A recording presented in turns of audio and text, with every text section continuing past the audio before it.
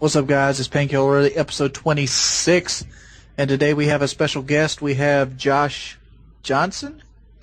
Yes. What is your affiliation, Josh Johnson? Yeah, how'd you get on here? Do what now? How'd you get on the podcast? What makes you special?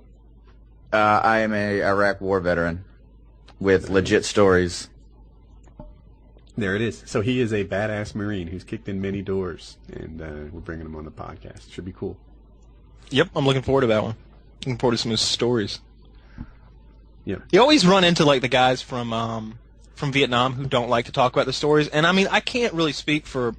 Obviously, I have no war experience, but I hate to even say this, but I feel like I got a little bit of a sociopathic nature, and I can do things and I just don't feel them. Now, I'm not a serial killer. I'm not going to go around like murdering my neighbors. But for example, the other night, a dog got hit at the end of my driveway. And it was crippled, okay? The dog's back is broken. It's laying there in pain. I shot it 3 times in the head, and I didn't feel anything. I feel like I could go to war. I could see someone die. I could kill someone and not feel a thing. You'd love my Uncle Jerry, then. My Uncle Jerry, he was a howitzer man in Vietnam, and that's why he can't hear now. But he tell me stories about after they lay waste an enemy area, he had to go clean the bodies up out of the area so somebody else would wander through that field. Yeah. So he'd be putting people down. Oh, yeah. Were they ever just wounded? Oh, definitely a howitzer. Yeah, they be 2 pieces sometimes. Well, if they were within 100 meters of the impact zone, there were no survivors. Oh, like he had to clean like he had to pick somebody's arm up, and then he had to go pick another guy's upper torso up and move them out of the field, so buzzers wouldn't get away because it was right there near the encampment. Huh.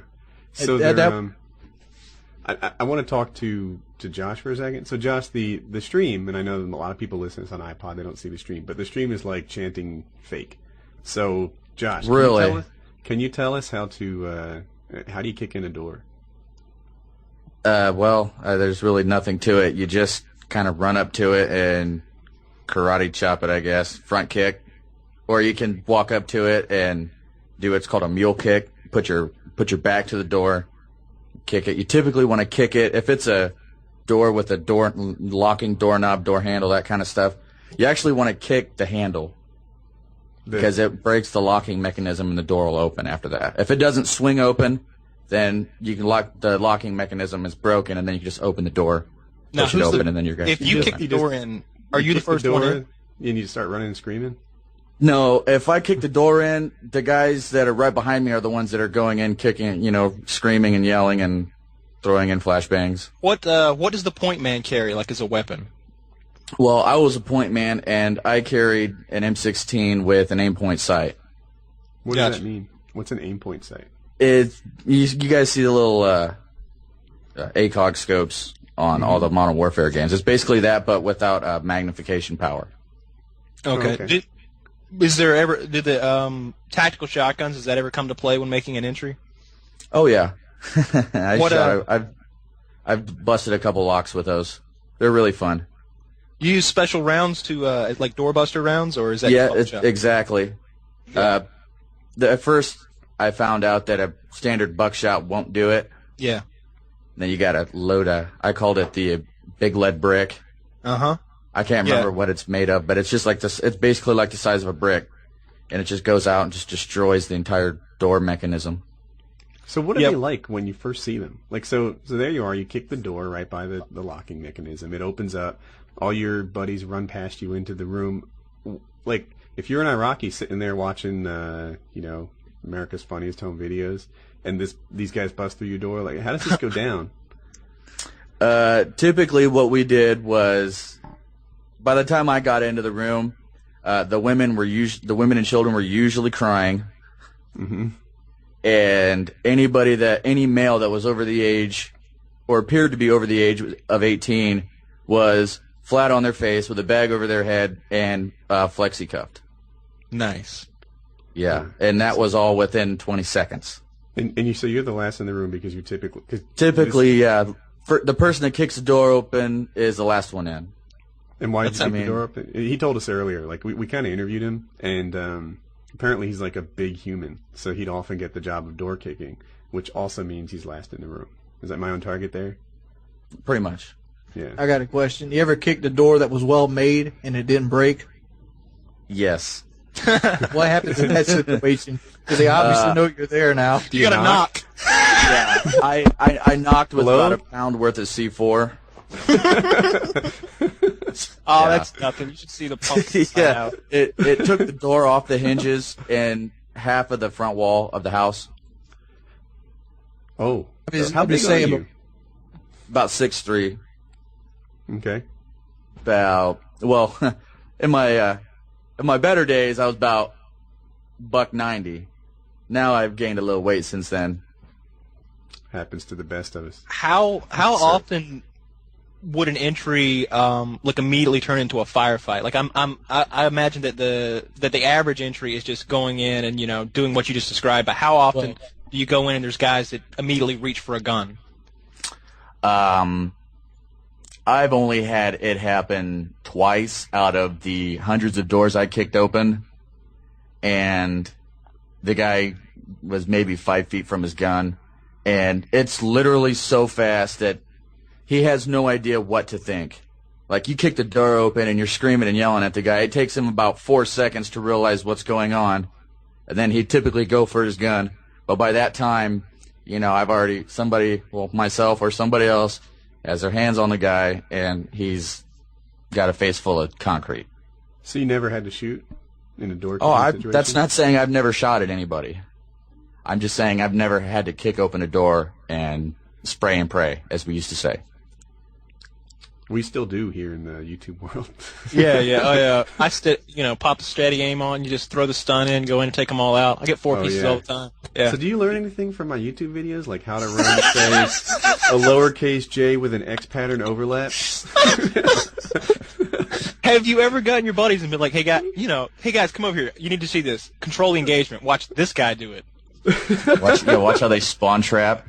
See, they got him pinned down over there. See, this is what we need to do here. We need to get the spawn trapping thing here.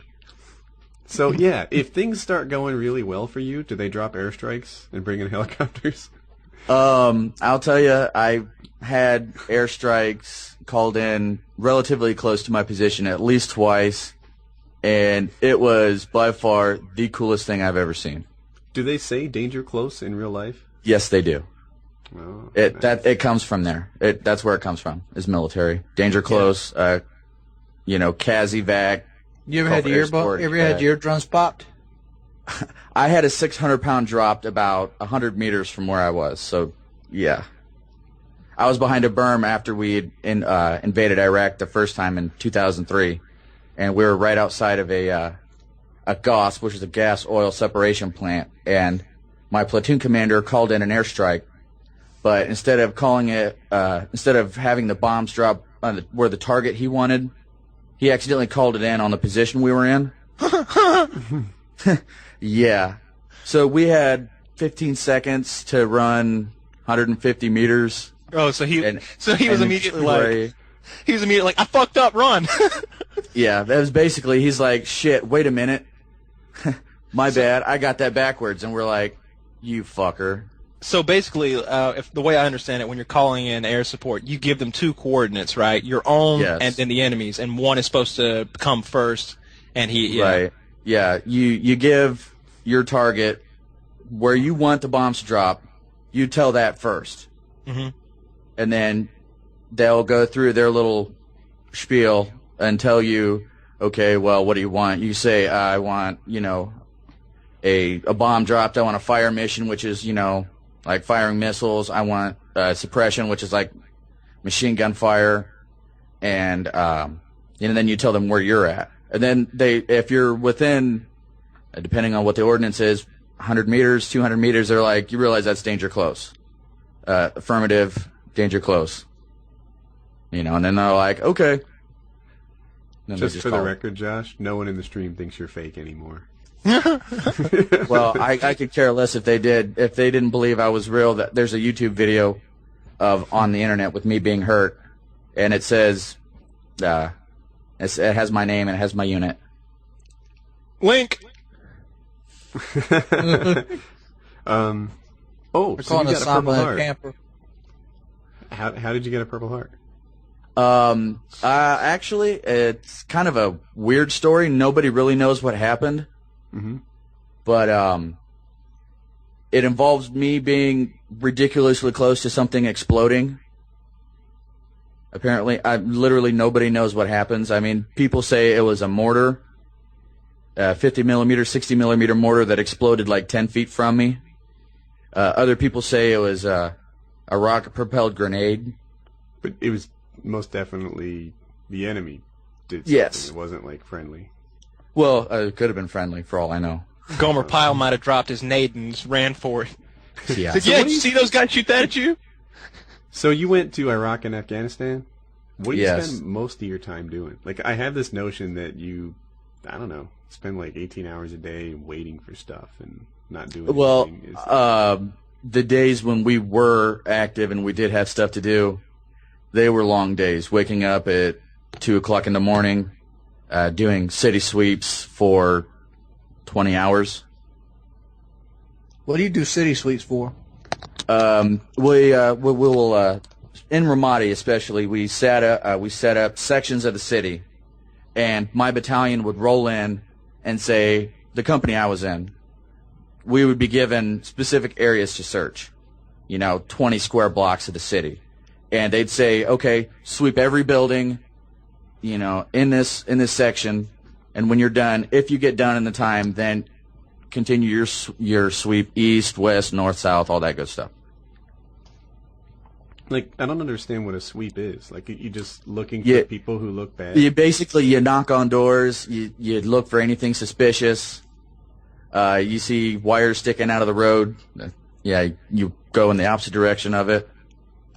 But you knock on doors, you walk in, and 9 times out of 10, when we were knocking on doors and saying, "Hey, do you have any weapons?" the people they invite us in. They'd say, "Yeah, these are the weapons we have." If they had more than one AK-47, then we'd grab it because they're only allowed to have one. Mm-hmm. It was one AK-47 and one pistol. Who is this? Yes. Who is this? That's allowed? The citizens? The citizens, yes. Oh, gotcha. Yeah. I want to live there. Really? You have an AK-47. Yeah, but they're allowed to have them there. Mine's on the down low. That's why I can't shoot it. You're allowed to have them here too. You're allowed to have them here. You just got to pay the federal tax on it. Yeah, enjoy paying that. It's $200 a year. I'm pretty sure you can afford it. Yeah, McDuck. Yeah. I ain't got to pay a federal tax. Mine's semi-automatic. I just stuck a bunch of Well, fucking... is it the Mac 90, the civilian variation, or is it the AK-47? I guess it's the civilian variation. What I ended up doing is I took staples and put it into the receiver of the gun and made it fully automatic. Oh, Jesus. I wouldn't have said that out loud. Yeah. What the fuck are they gonna do to me? They gonna look me down? Fuck them. Am I? I got 3 or 4 more guns. I got a bar that's supposed to be semi-automatic, but I can belt feed it. What do you want? Oh, man. Nice. Did you put a staple in it to make it full auto? Yeah. What it is it's basically got this C hook on it, and when you press the trigger, this thing opens up the channel so the firing pin can go through. What I did is I held the channel open with staples. So when I hold the trigger down, it just keeps it open. Yeah, I did something similar to an SKS with a little piece of sheet metal, but I take it back out once I have some fun with it. I mean, So it ain't no different than like bump firing. Josh, how except long did more you accurate. serve? 4 years. 4 years. And you served in both Iraq and Afghanistan? How different are they? Like, Iraq is really sandy and just hot and nasty, miserable, and Afghanistan is hot, sandy, miserable, with a lot of hills. I see the difference. Yeah, the hills. it's. I mean, the people dress different. They speak a different language. It's. How about the leadership? Is like the culture different? Is there a different? Oh, opinion? it's a whole lot different. In Afghanistan, question. it's all tribal and. But like I mean, in the military, it is. like did you find the chain of command to behave much differently in Iraq versus Afghanistan? Was it different for you? No, they were assholes, regardless. I got a question. All this city sweep you talk about doing, why are y'all still having insurgents problems? Because the insurgency is. It's It's this is a hard question to answer. I had a news reporter ask me about this once. Here's what I'm looking at. I'm like, you sweep the entire fucking town. Looks like you'd have no more insurgents. Well, yeah, a lot of times, though, they would bury stuff in their backyard, and since it's all sand, you know, you can't, like, walk in somebody's backyard or in their courtyard and say, oh, look, that's a fresh dirt pile over there. You know, it's all dirt piles. You know, I mean, and people just, on different days, you catch somebody on, having a bad day, you know. Oh, well, I got hassled by the Americans today, so they go home and bust out their AK-47 and, you know, pop off a couple rounds in the air because they're mad, and then next thing you know, they're getting arrested for terrorism. You know, just people just have bad days. And, yeah. So how about you? I mean, you're over there, you're away from your family, you're kind of alone, but I guess with your friends. Do you have bad days over there? Did you ever, like, start questioning what your you ever want to beat one's teeth in? I basically every day you're over there is a bad day. Mm-hmm. I mean, for example, in Ramadi where I was, you could literally die just going to take a shit. I mean, they drop mortars 6 hours a day, every day onto our position.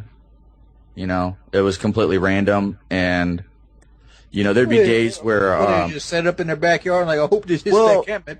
See, the way they would work it was, and I'm not encouraging this, but I'm going to say it anyways. A lot of the Mujahideen fighters over there created mortar tubes out of PVC pipes with a nail on the bottom of it. Yeah, or they use shotgun barrels and shit. Right, yeah. And what they would do is they would put the mortar rounds in a freezer. Okay, and then they would stick it, because you know stuff freezes and expands. You know. Mm-hmm. Well, they would stick it over the tube of the mortar tube, and then they'd walk off. Well, as it starts to heat up, whether it warms up the metal, it starts shrinking, and then it drops in, and there's nobody there. Yeah, I saw that. Go ahead. Go ahead. I'm sorry. I was watching a documentary about, I want to say Camp Leatherneck in Afghanistan. I guess it's where everybody goes through. And they were talking about, they were getting, like, missile attacks, and they were saying that they were using kitchen timers on those. They're like, we're not even going to return fire because the guy who, you know, the position that came from, you know, the guy's left there like an hour ago probably. Yeah, that stuff's been sitting there for days.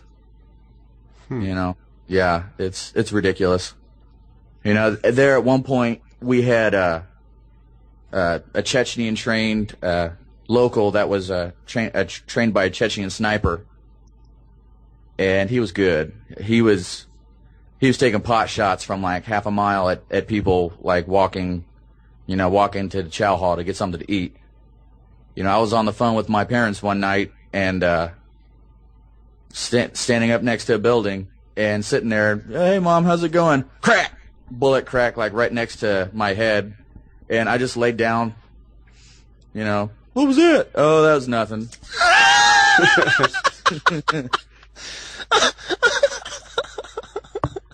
Don't worry about it.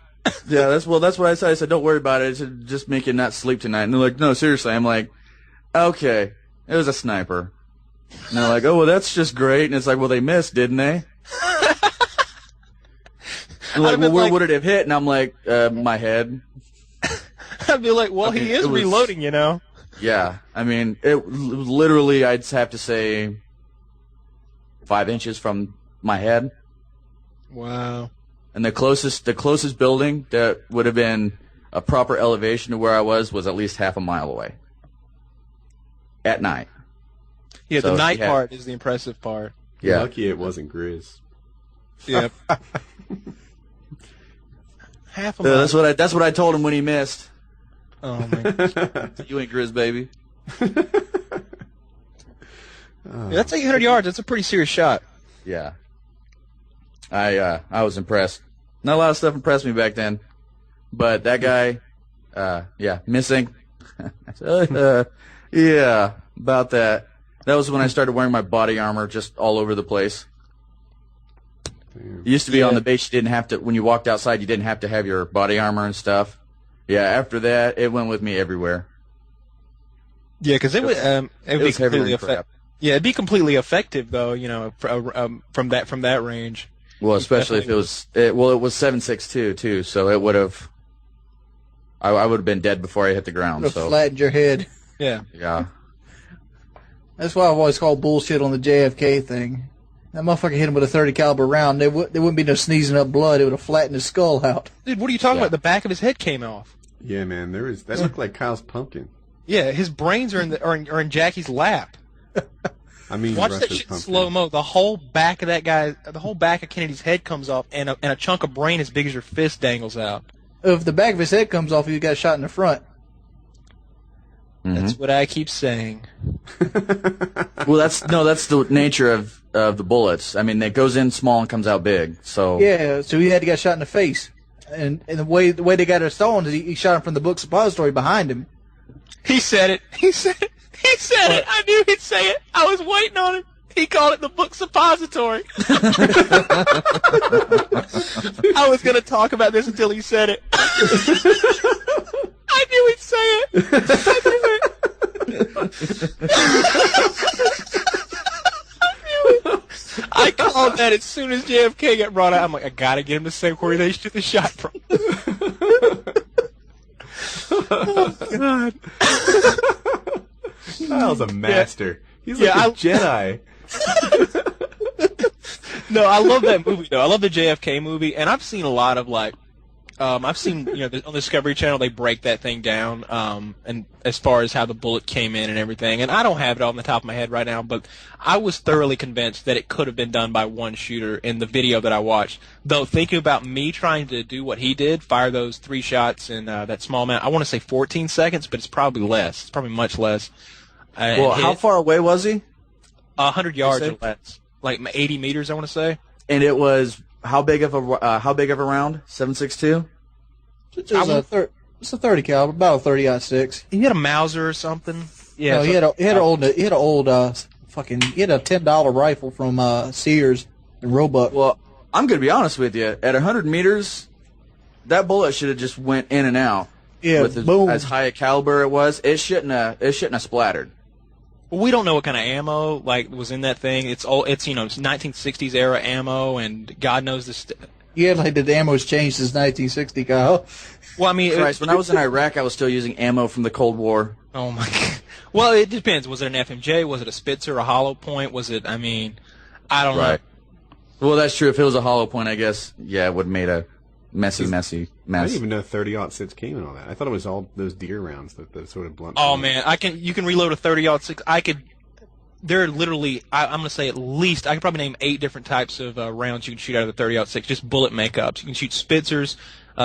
You can put the boat tail variation on every type of front. You can have the Nosers with the ballistic tips, hollow points, Spitzers. You can have the FMJ. You can change the core of the bullet. I mean, there's a lot of different makeups that you can. Well, and nowadays they have what's called slap rounds, which I don't know if you guys have seen those, but they may be predominantly for 50 cal, but they're nasty. I'm not. What's the makeup of the bullet? What is it? It's made of tungsten and like a plastic type rubber. Oh wow. Yeah, and when all the I got bullet is 50 BMG. that works, you can shoot those slap rounds through your BMG if you can get a hold of them. I mean, it's made from tungsten, and it's basically as sharp as a needle, and they're used for anti-tanks. Yeah. How would it's they penetrate? Tank's got, what, 7.5 inches of sloped armor? Well, it depends. Whose tank are we talking about here? This Maybe stuff's it's designed to Sherman penetrate tanks. the reactive armor of the new tanks now that we have. Exactly. I mean, we're talking about a Russian T-90 tank here, because those it guys would are slice through it. I mean, it wouldn't even slow down. Yeah. Yeah, the armor now they got it's what is it like? They have the exploding shells that take away the effect of the armor unless you pierce through it. Now the reactive armor does what? It's basically it's almost it's like a layered kind of effect. It kind of looks It's supposed like to absorb the explosion of the bullet, so it doesn't weaken the it's structure. not. It doesn't really absorb it. It just deflects it. And it's typically they use them against. They're mostly put on the tanks now because of the RPGs. Because if you shot an RPG at that tank from an angle, it deflected the armor, especially if it was anti-tank. Yeah. But if you shot at it from the side, you know, like at a 90 degree, you're fucked. Yeah, I mean, the way a shaped projectile works, it's not, people think that it's the explosion or it's the actual penetration. It's the injection of a large amount of liquid metal into that tank and the gases that are caused from it. Exactly, and it's That's what's killing people. It's the gases that are following it in. Yep. What did they call that? Percussive damage, I think's the term. You know, I've heard I've But it had just- like 5,000 people on my site so that you can miss with a 50 cal and still kill somebody. No, Is that crazy? no. Yes, you can. What? No. Yes. The shockwave alone from 50 You're full caliber. of shit. I own a 50 caliber rifle, and I've missed something with less than an inch, and it didn't even affect it. I don't know what to tell you. I've seen it with my own eyes. Somebody being shot at by a 50 caliber rifle, and the bullet passed within 6 feet of him, and it ripped his arm off. What? 6 feet? You're full of shit. I've seen it. 6 feet.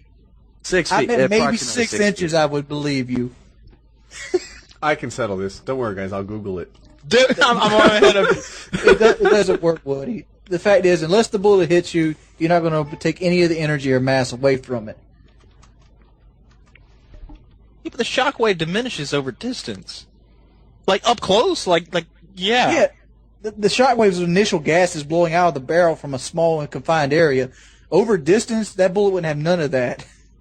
It's also a very large projectile traveling at a very high rate of speed. It's 661 grains. I mean, it's maybe 4 times the size of a 30 caliber. Well, it's not that much bigger. the bullets that you're you're getting are 600 grains. The ones that they were shooting are like 700 plus.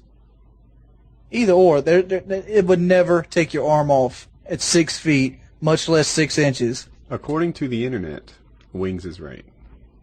I don't know what to tell you. I mean, I've seen it. I'm serious. I've shot fruit and missed on purpose to see if it would do that. It doesn't.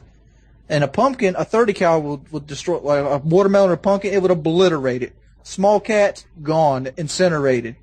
But if you miss them, they cool. They're gonna eat their chicken. You know what?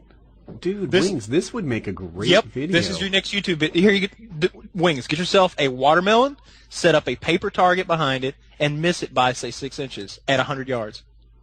Yeah. I could do that. Yeah. I don't have a 50 cal, so I have no I do. idea. The biggest I do thing, have a biggest 50 thing cal. the biggest thing I What shoot. kind of scope do you have for it? I have a 3x9x40. What brand? It's comes stock on it. I think it's a Leopold. Yeah, Leopold's That's the nice. one to have. That's all I've got. I paid what the military $6,800 for it right out of Barrett Arms. It's a Model 95. It holds five. It's got a 5-round magazine. Come with a Leopold scope, and it came with a bipod. Weighs 1.5 pounds, and a carrying case.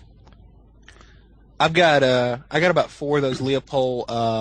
I think they're, I want to say 4.5 by 14 by 50 millimeters. I like the 50 millimeter scopes because you can turn them down to 4.5 and you can get decent night vision. I'm not talking about like seeing in pitch black, but it's better than your naked eye in low light conditions. Hey, Kyle, Wings has a $7,000 rifle. You sure you're going to put, can you hang?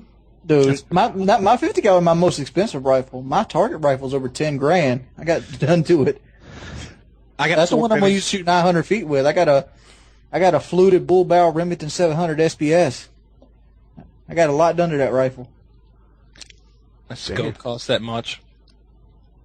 You have a scope that costs that much? Do you really? I've got, I wish I had one in the room with me. They're in the other room in the vault. My rifle was $500, and I can get a quarter from 100 yards.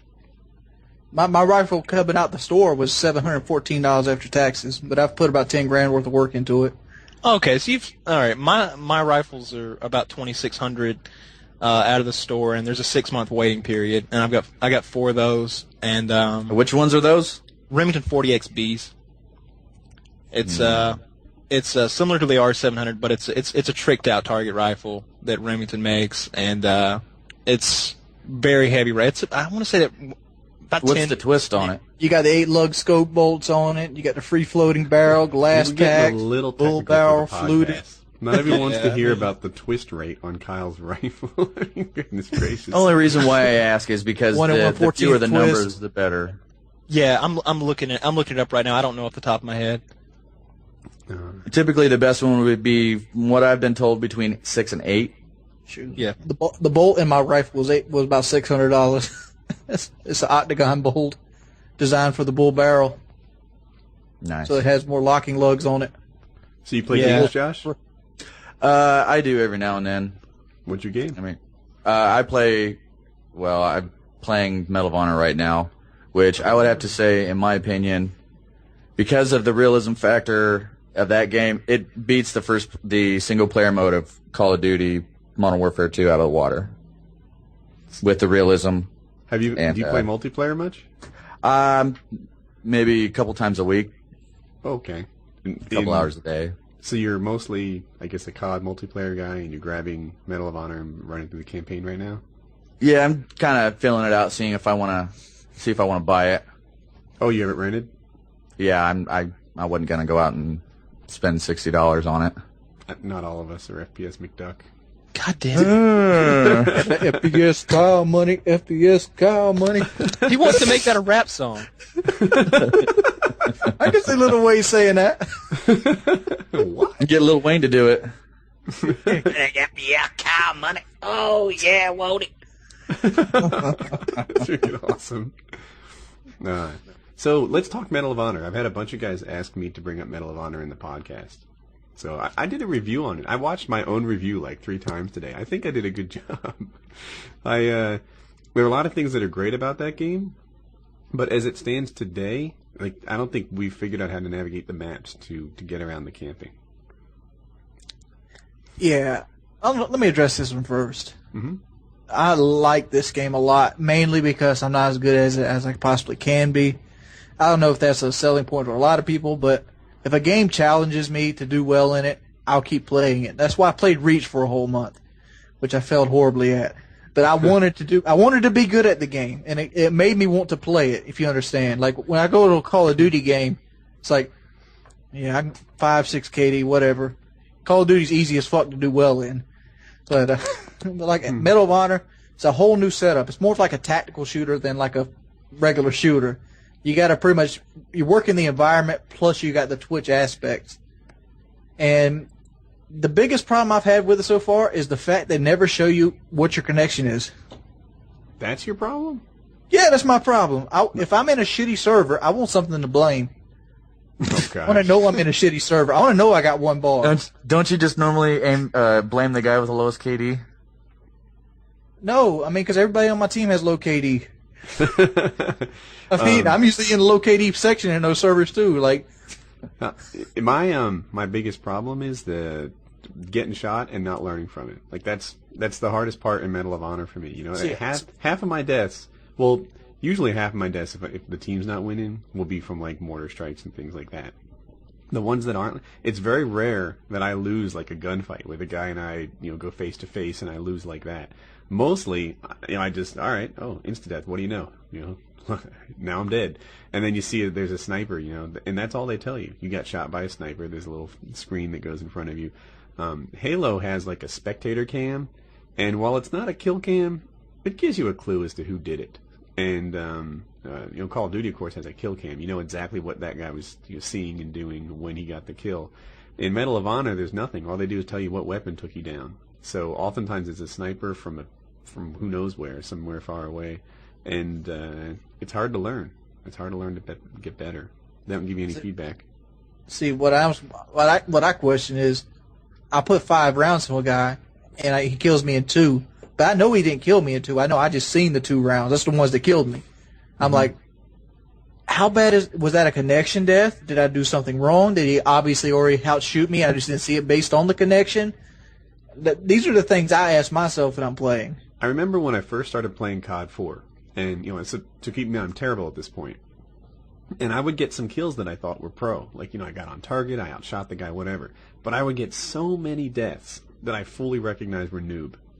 Here I am looking down the scope. Some guy comes along, sees me from the side. I'm still looking down my scope, and he hoses me down with his bullets. And I'm like, man, what kind of target was I? I must have looked like a gift to him when he spotted me. Those kill cams helped me get better so much. Every game should have kill cams. They're huge in helping you learn to play better. And Medal of Honor doesn't have anything even close to that. It has good points. I've talked about it in my review. I love the way kill streaks work. I absolutely love that you sort of get a choice between like one that helps your team and one that helps your personal kills, which can also help your team. I mean, it helps you win. I love that you get points for objective stuff, so they're not strictly kill streaks anymore. That idea was brilliant. The sound, the graphics, they're fantastic in this game. The controls even feel pretty tight. The guns, the recoil on the guns are perfect. They're very similar in my mind to COD 4. So if the guy's far away and you burst fire, then that's the right way to be. If the guy's up close and you just hose him down, then that's the right way to be. So they did a lot right in this game. But what's wrong is, the maps. They kind of promote camping. You can't really travel around the map without just getting knocked off somewhere. And it's hard to get better because you don't know who knocked you off. That's my thought on it. Yeah, I watched your video. And I watched your Wings' video, and I want the game now. And I was gonna. This is last night. I was about to go out and buy the game. I was talking to Socrates in a party, and I was like, "Let me see what Wings is doing." I joined Wings' party. He's playing Battlefield Bad Company 2. I'm like, "Why aren't you playing Medal of Honor?" He's like, "It's only got 3 guns." I'm like, what the fuck? It's funny because Wings loved it in his review, and he seems to be enjoying it now when you talk to him on the podcast. But I play with him every night, and he rage quits in frustration and curses out everyone in earshot. And so I promise you, he doesn't love it all the time, right, Wings? Yeah, like I said, I reevaluated my gameplay since we last played. Yeah, so you said that before the podcast. Can you talk about that? Yeah. I'll talk about it. It's going to give away my next 2 videos. But I created a series of videos because what I was doing, I was having... Well, initially, when I first bought the game, everybody sucked at the game. That means I could use the clipping spots and use just my normal Call of Duty knowledge to best them. Clip this guy here and kill him as he comes through the choke point. Well, eventually people caught on to that shit, and they started doing it. And then it's a clip versus clip engagement, and you win and lose those 50% of the time. I no longer have the big advantage. And that's where my game started going downhill. Went from a 4.5 KD player to a 2.8 KD player. And I'm like, man, this is just going to keep tumbling right on down until I'm a 2 KD player. You know what I'm talking about? And so I stopped and reevaluated my game. I'm like, what am I doing wrong? What I got to do better? What I can do this? And what I deciphered is I was basically not using my environment the best it could be. I was basically blindly brushing to a section of the map to try to get some kind of clipping point over the guy instead of working my way to there slowly and using my teammates as an advantage. In Call of Duty, I like to use, like when I'm in an area that's saturated with teammates, I like to use them as like guinea pigs. Like they do the line of sight and they get shot when I learn from their mistake because I see, oh, they got shot there. I'm not going to go that way. I don't try to outclip people. What I basically do is just learn how to trying to use the cover and the smoke grenade better, and basically pick them off without just going blindly to a choke point. Does that make sense? I'm trying to learn routes better so I can flank them on the side. I would love to have success with that game style, and sometimes I do, but mostly I don't. And I don't use the smoke grenades enough. So next time I'm going to try that and see if it can do the trick. And another thing I've been doing is when I'm moving with my team, I make sure I know where their arrows are pointing, and I try to look in a different position than they are. That makes sense. Yep. Like, I was going to say the radar in that game is really good. So it works. People, let me address this. Some guys say not to compare shooters to Call of Duty, and my answer to you is bite me. It's the benchmark. Yeah, it's the benchmark. Really? They say all these things are completely different. Right. Modern shooters that take place in a gritty environment have nothing in common with each other. Dude, we all speak Call of Duty. It's okay to translate reviews into Call of Duty. Anyway, the radar in Medal of Honor works a lot like it does in Call of Duty. When you shoot, you appear on it. It shows sort of the map contour to help you get around. And I really like it. I think the radar is just about perfect. The UAV sweep is a lot slower. But that's okay. It's a different game. It's a slightly different dynamic. It's all good. Yeah, I like watching the videos. I got a feeling I'd pick the game up and hate it, though. Whatever. Well, if you like running around, you're not going to like this game. I mean, I like the post gameplay where I mostly move around a good bit, but honestly, I can sit in one spot for an entire game and go 8-0 and I'm happy. I don't give a shit. It's just having that mental thing. You might like this game. It's like, yep, I just fucked you guys. I stayed here in this back building. Every one of you that came back here died. I didn't die. It's a really, really tactical shooter. I mean, literally, like, if you fuck up, you die. Yeah. If you move around, you die. You got to make sure you clear area out. You got to make sure the smoke grenade goes in, and make sure the frag grenade goes in.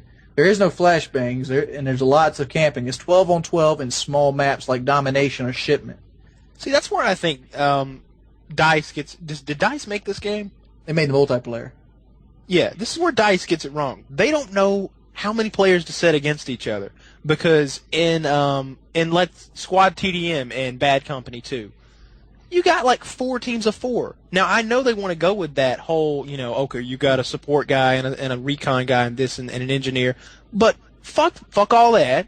No, it's either 8 on 8 or 6 on 6. Don't give me this 4 teams of 4 shit. Like each team needs to have a side of the map, and they're pushing toward the center, and that's where we meet, and that's where we fight.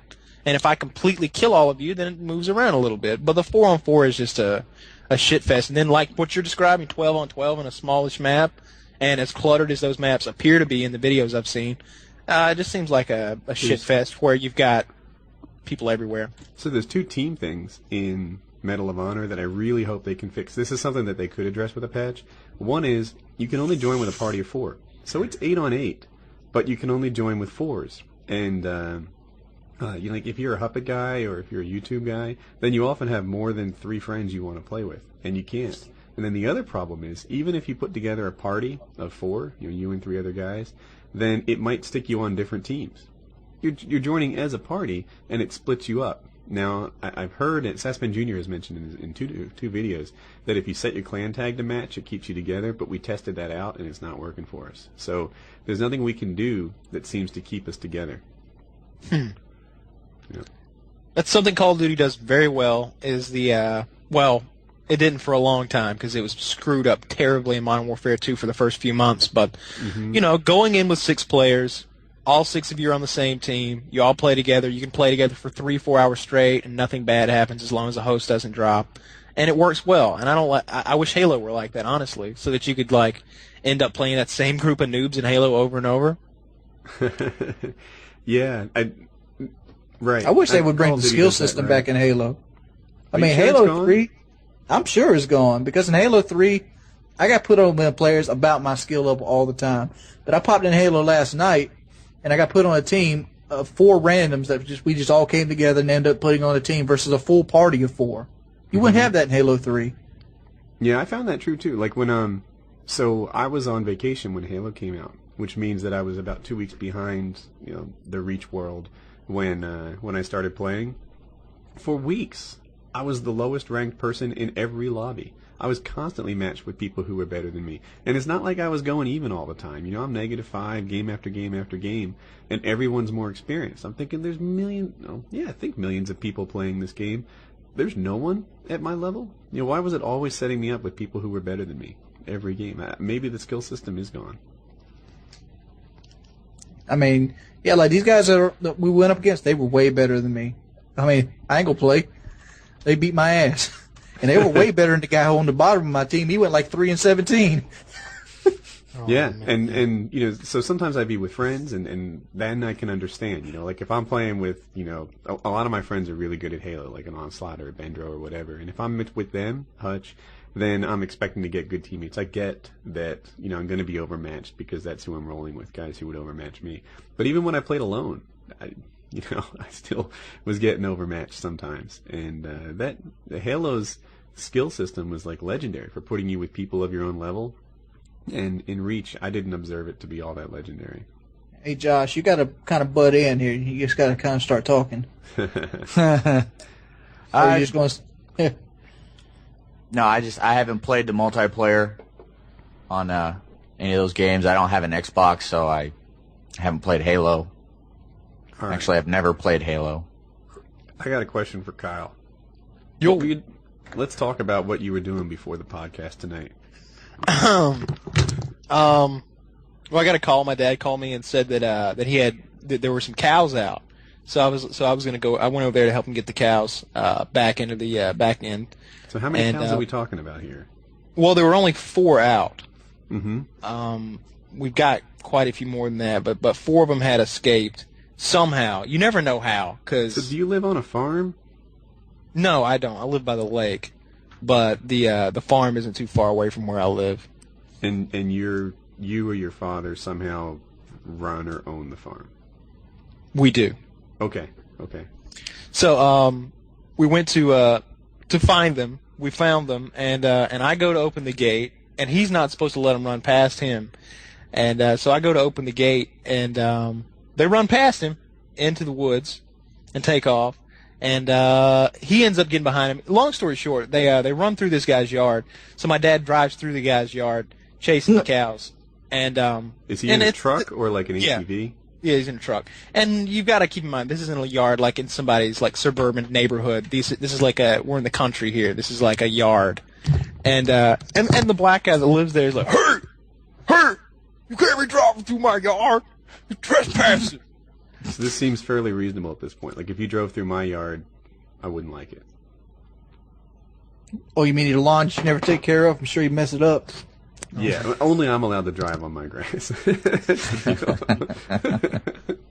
You'd have to be there. There's 3 cows in the guy's backyard. Okay. So got to get the cows out. So he's chasing them, and the guy starts yelling. So that guy got cussed out, and at one point my dad's like, the guy's like, this is private property. He's like, my dad's like, well, it won't be private property much fucking longer. You don't pay your goddamn bills. The bank's about to foreclose on your mortgage. The guy's like, how you know about that? He's like, because they're calling my house, want me to let you know. So I just let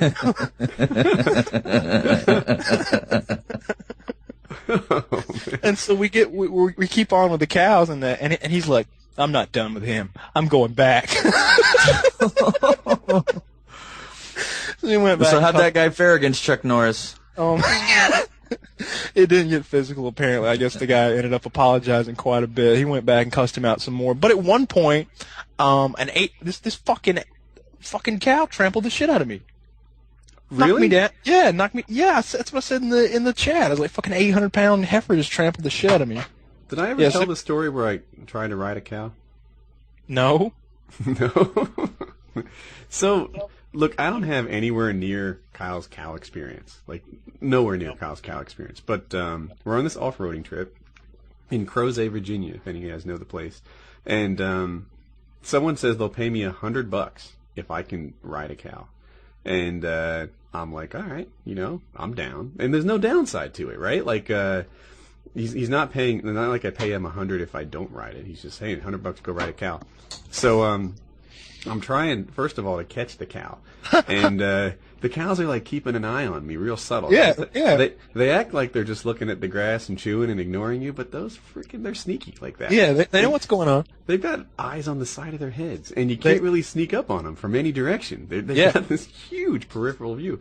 So what I would do is walk, but not toward them, like I was on a hurry to get past them, deliberately, sort of like a speed nerdy walk, and then a quick dart towards them, like a full-on sprint, trying to get to the cow. But cows are fast, like a lot faster than you'd think they were. You'd think they're like fat chicks, and you can catch them easily. No. So I kept doing it, and everyone's laughing at me because they're like from the country. They know that you can't ride cows, but this is like news to me. To me, I'm thinking I'm more athletic than a cow is, and I'm gonna get this thing. And I don't think I even touched the cow. I don't think I could. If I paid you $100 to put your hand on a cow and he didn't want you to, I'm pretty sure you wouldn't get it. Yeah, if you're out in like the middle of a field, not gonna happen. Now, we caught cows the other day. We sold, like, you catch the calves and you sell them like a couple times a year, so that because there's only enough grass for so many cows, and so we get them in this big like corral, like pen, and of course I'm the one in the pen, slapping cows in the ass and like pushing them through the chute to get on the trailer, and they get a little frisky in there. I've seen some people go down in the corral. You gotta be careful. But one of the calves, I guess it weighed about 400 pounds, and it didn't want to go. So I grabbed the fucker by the tail. I'm like, "You're coming with me, buddy." He's like, fucking dragging me around by his tail. Like, those things are strong. And every now and then one of them will kick at you. And dude, have you ever seen like the Bruce Lee movies where he's just like, bah! And he like just hits something so hard and fast that you're like, God damn, that was fast. A cow makes that look like nothing. A cow is like, you blink and you miss it. yeah. This hoof comes at you, and the end of it is a hoof. You know, a hoof is made out of like specialized skin, but still, it's almost as hard Basically as a fingernail. Yeah. It's like a fucking rock, and you know, depending on how big the cow is, it might be as big as your fist, or bigger, or twice as big, and that thing's coming at you at 100 miles an hour at least, and it's just like, waka! And if that thing ever hits 4,000 pounds of force. yeah, Have you been hit by a cow? Have you ever been kicked? I mean, I have. like calves, and it's like it feels like I don't know. It feels like I would equate it to getting hit by a hammer. Did you ever try to ride a horse that wasn't broken? No. Oh, they put me on a horse that wasn't broken once. So look, I am not an accomplished horseback rider. We used to go to the Dude Ranch every year and ride the horses for like a week straight through the woods, and we could gallop and trot and do that. But there's nothing accomplished about me. But there was a horse that wasn't broken, and I'm like 13 years old, right? I'm not old. Like, I don't know what the heck I'm doing. And they asked me if I wanted to ride it, and I was like, yes. Do you know how to ride a horse? Yes, I do. Are you good at it?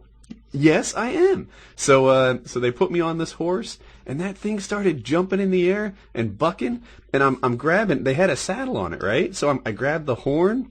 And apparently grabbing the horn while a horse bucks is very much like punching yourself in the balls. So I do this a couple of times, and then I go flying off the side, and I land on it. And they're like, when you fall off a horse, you have to get right back on. And I'm like, no, you don't. You don't. No, you don't. That's not when it throws you 30 feet in the opposite direction. Yeah. And by the way, when you're doing this, I got a horse story. That's the end of mine. I'm finished there. Okay. Get back on. All right. so when my sister was little, I'm trying to think exactly how old she was. I was in the 7th grade. First of all, I was homeschooled between for 7th and 8th grade. Just get that out of the way. I should have been in the 7th grade.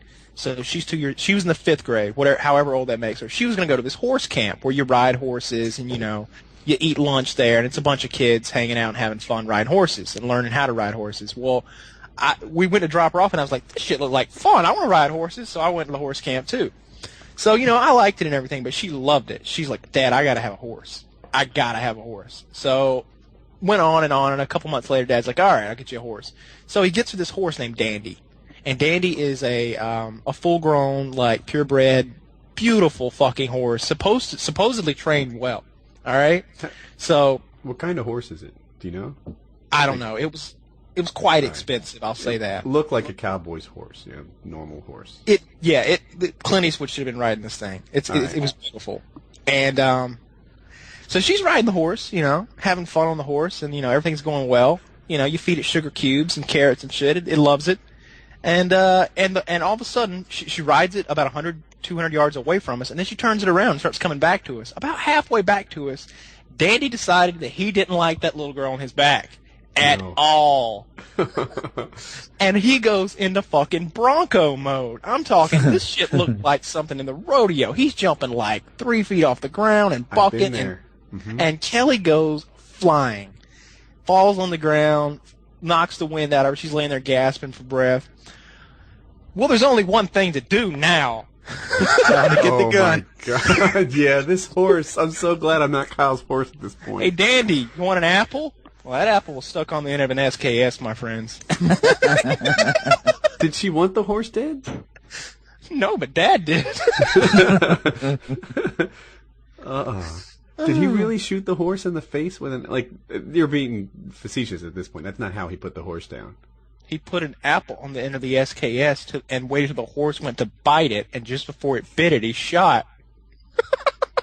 I'm surprised you didn't punch it to death. Get on the back of that thing rear naked, choke it to down. Someone in the, I try not to talk about the stream, but I keep an eye on it. And somebody wrote, "Boom, headshot." Oh God! I was sort of thinking about the same thing. Like, yeah, I put an apple on the end of a bayonet. Go try to feed it to Dandy. That reminds me. I think I'll get some bayonet footage in one of my next videos. I gotta get the bayonet out and have some fun with that. Does anybody want to see a pumpkin get bayoneted? Any horse or cow stories, Josh? When I was a kid, I grew up on a farm, but I didn't really do much with the farm. I just kind of sat back and let my two brothers and my dad take care of all the shit. Well, one day, one of my friends was like, from high school was like, hey, let's go cow tipping. And I'm like, okay. Then I found out about 3 hours later that cows don't sleep standing up. Yeah. Did they drive away? Yeah. Yeah, so I think I actually gave away this secret on the podcast once before. There's no such thing as cow tipping. Cows don't sleep standing up, and if they are standing up, you can't catch them, you can't push them over. Cow tipping is a joke that country people play on city people. They say they drive them out to the field, say they're going to go cow tipping, and then they drive away, leaving you there. That's what cow tipping is. You know, I felt so stupid afterwards because I mean I literally grew up on a farm with cows. You know, all that shit. I just never paid attention to them after the sun went down, I guess. Uh-huh. Yeah, so I had no idea they didn't sleep standing up. They really don't sleep very much at all. If you go to YouTube and try and, like, find some cow tipping footage, you won't. There's no cow tipping footage on Earth. Like, no one's goes to cow tipping. Wait a minute, whoa, is that a challenge? I'm about to say, I can bring a rope out and hit him around his friggin' neck. No. I'll tip a cow for real. How are you going to tip a cow for real? If you sneak up on it and you really put your shoulder into it, I can take down a 400-pound calf. No, you can't. No. You Absolutely. No, we want an 800-pound heifer. Is this thing in the field? Yeah. I couldn't even touch a cow. I'll go ninja mode on that motherfucker. I got a ghillie suit. Cows gonna be laying in there footage in of the that. field. Dude, The store-made ghillie suits don't count as ghillie suits. I bought the kit. I made it myself. You don't need me to pay you $100 to sneak up on a cow in a ghillie suit, because you'll make $900 off YouTube with a video like that.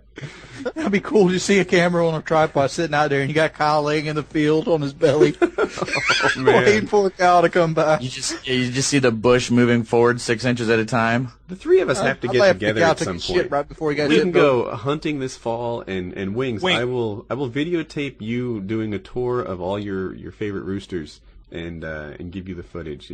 Here's what I was thinking, Woody. I thought it'd be funny if you were doing a video update, and this is gonna ruin it for like the people listening to the thing, but you would be doing like a video update sitting on your couch, and I would like all of a sudden I would stand up from behind the couch with a knife, look at you and raise it, and then just be like, nah, then lower back down, and you would never even like mention it or anything. That would just be the end of the video. You'd be like, well, I hope you guys understand what's going on, and I hope you guys continue to enjoy the videos. Have a nice day.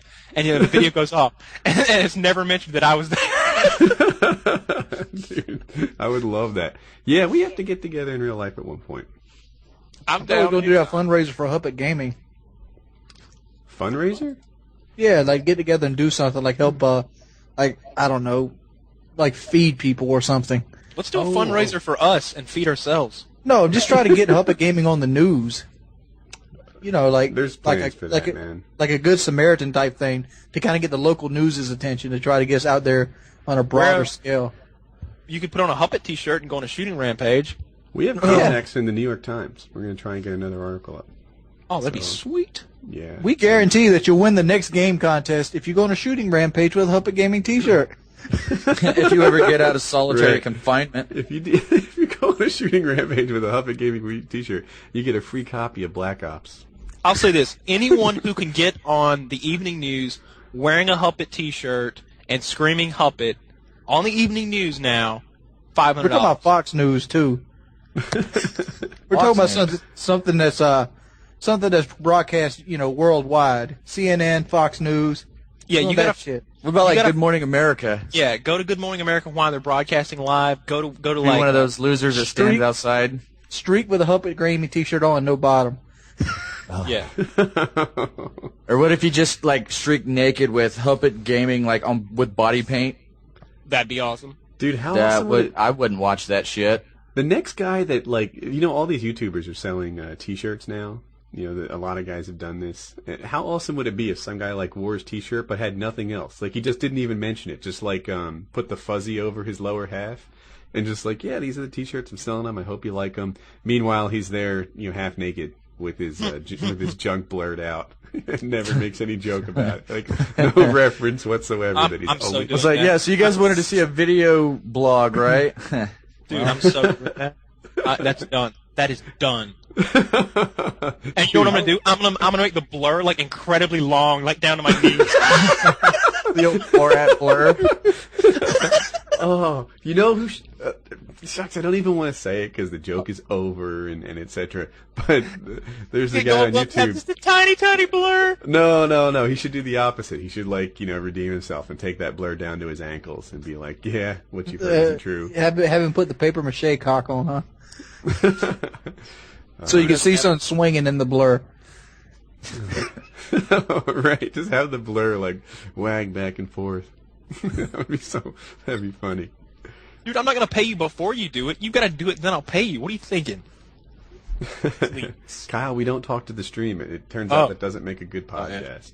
Yeah. Someone was trying to give me their PayPal and have me pay them money to do some kind of publicity stunt. Right.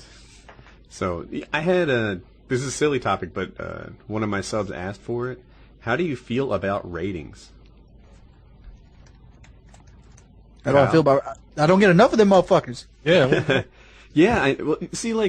I used to not care about ratings at all. They were really positive. Sometimes I briefly look at my ratio, but I get a lot of rates. I get mostly likes and very few dislikes, and it was like, yeah, it's cool.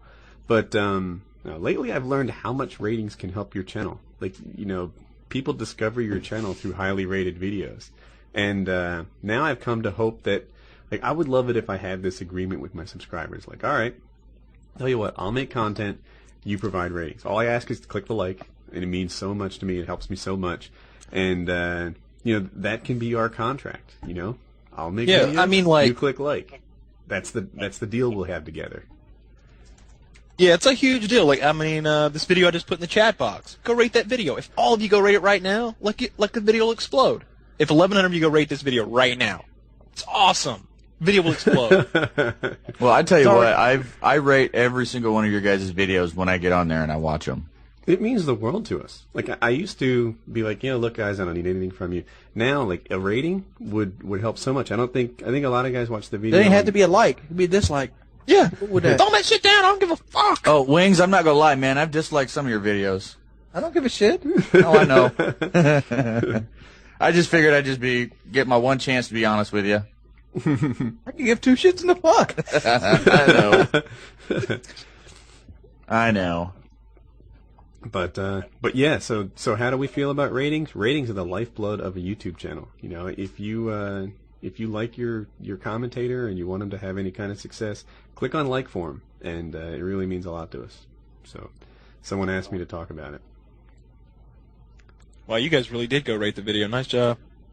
Kyle. I got 668 videos. I need 10,000 likes on by tomorrow. Get to work.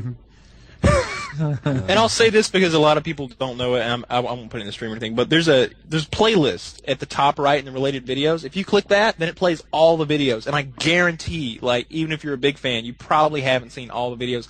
And I hate to toot my own horn here, but there's not a video in that playlist that if I hadn't seen it myself, I would not love to see. Those are all funny as fucking shit.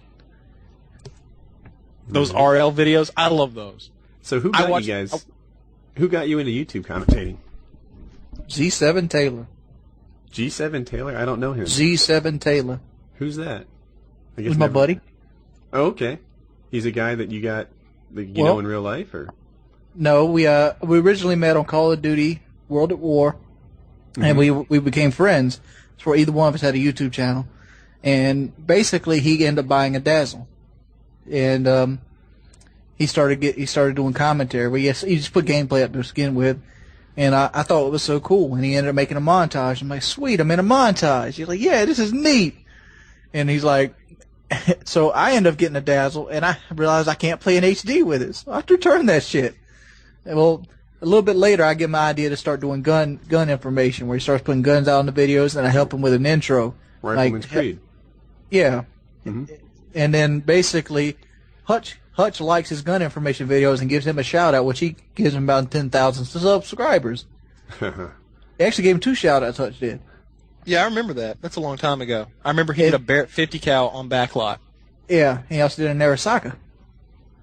Yeah, And, yeah, he did. Yeah. Long time ago. What happens, I went and bought an HD PVR.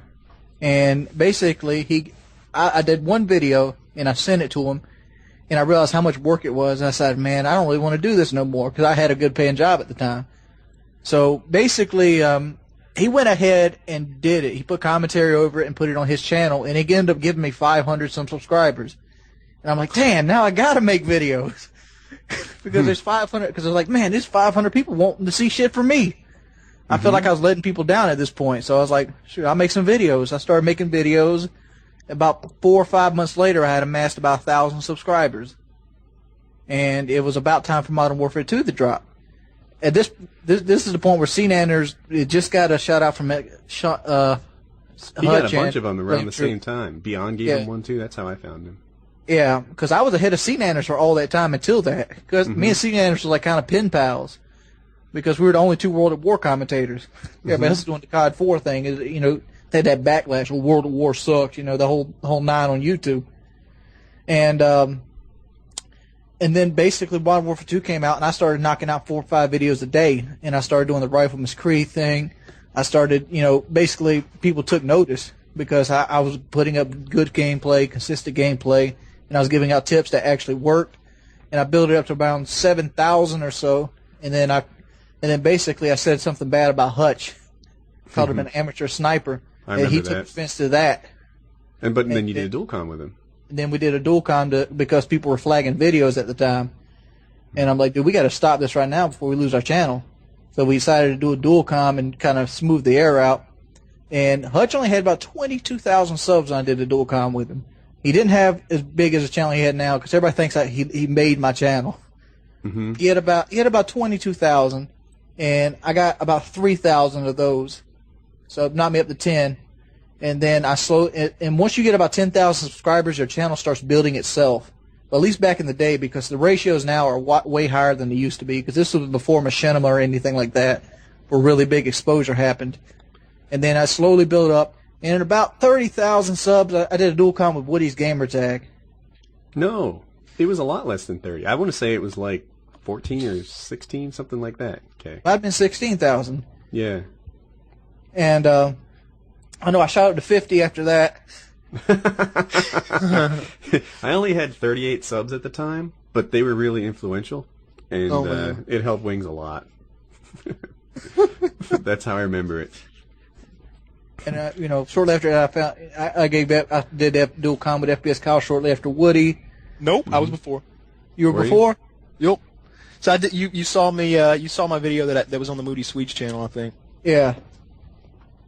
Yeah. So the first guy I ever watched was called J.A. Griff, and he was a beast at the single-player COD 4, which I had played before the multiplayer in an effort to sort of, learn the controls and figure out what I was doing.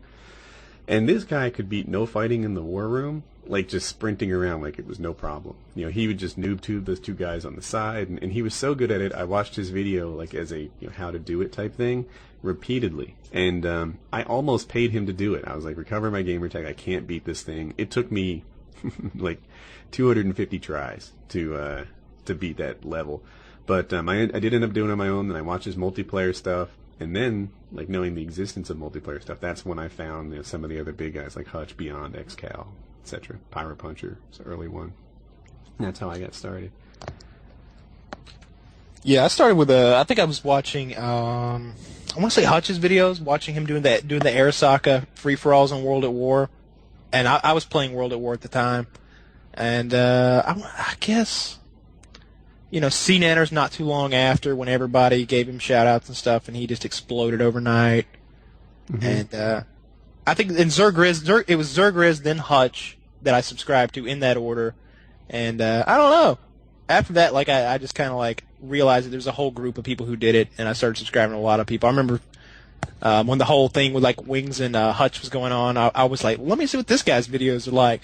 And Wings is like camping in this little building with Scrambler ACR on underpass, and I'm like, what is he doing? He's not gonna leave the building? He's gonna. I'm like, they watch this? He's gonna stay in there the whole time? One thing about Wings, man, is like he's like, this is how I play. If you don't like how I play, bite me. This is a successful method of playing the game. And I'm not interested in your 360 no scopes. That's not a successful way. And other guys are like, no, this is what entertaining gameplay looks like. Wings is like, bite, you're entertaining. This is how you win. This is how you get a 5KD. This is how you do it. I set out to put videos out that I wanted to see. I didn't want to see a fucking montage. I got tired of that about 2 weeks after C7 Taylor put out his first one. I wanted to see shit that helped me get better. I want to see the lines of sight that you use.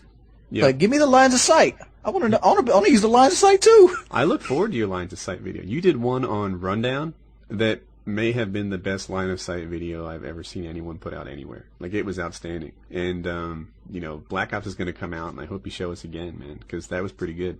Oh, man, I could give you lines of sight video of Modern Warfare 2. People would never see it.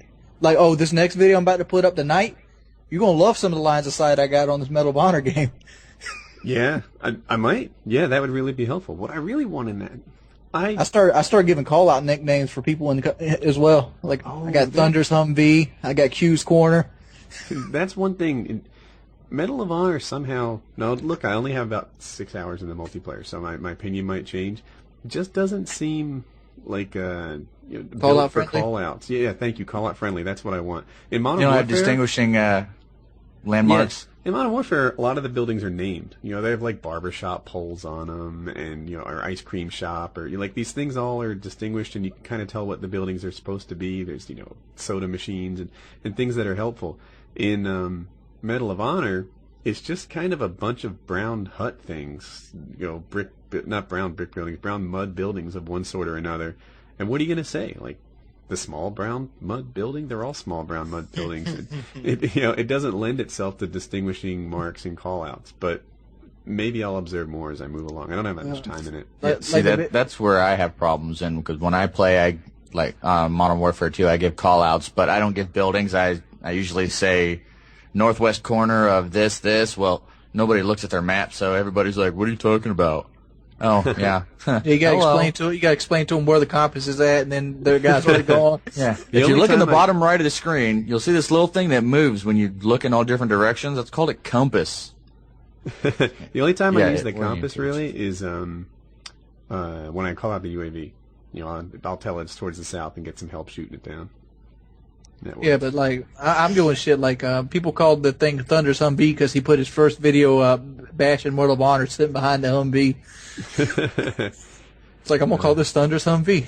It works. That'd be funny if it became the call out for that, like the MLG call out, Thunder's Humvee. Because it's gonna be in that part. It's a big part of that map. Now it's Gemser Town, the big square one. It's got like a trench going down the middle with a bridge going down the center of it. It's the one I told you that if we get stuck on this one side, we'll never win. Oh, the one that's really susceptible to mortar strikes. It's brown, right, as opposed to gray, right? The maps are brown and gray. Yeah. It's a brown. I know the one you're thinking of. In Black Op with hair, if you've got a beta code, send me a message on YouTube. Yeah, I'm still $100. Put the word out. If you got a code that works, I will hook you up tonight.